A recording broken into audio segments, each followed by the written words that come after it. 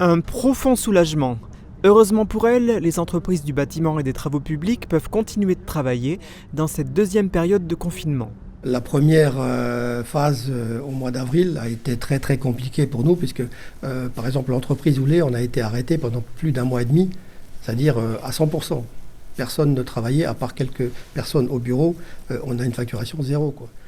Donc les conséquences du premier confinement sont que beaucoup d'entreprises du bâtiment vont avoir un chiffre d'affaires qui va être réduit à peu près de 20% par rapport à l'année précédente. L'impact qu'on a eu, clairement, c'est au niveau du retard des chantiers.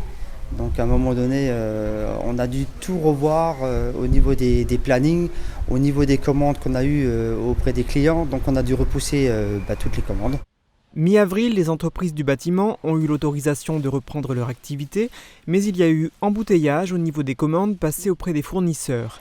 Toutes n'ont pas pu être livrées en matière première au même moment, ce qui a entraîné de nouveaux retards sur les chantiers.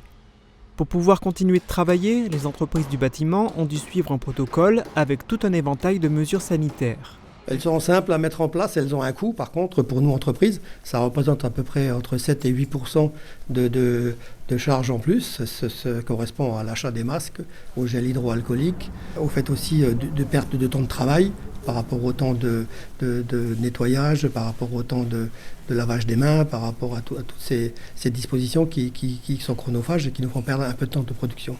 Perte de temps aussi en amont.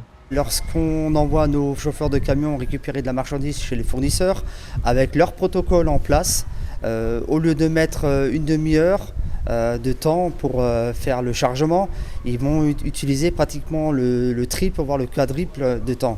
Point positif, les entreprises du bâtiment ont été soutenues par l'État par l'intermédiaire du paiement du chômage partiel au printemps et par la mise en place du prêt garanti par l'État.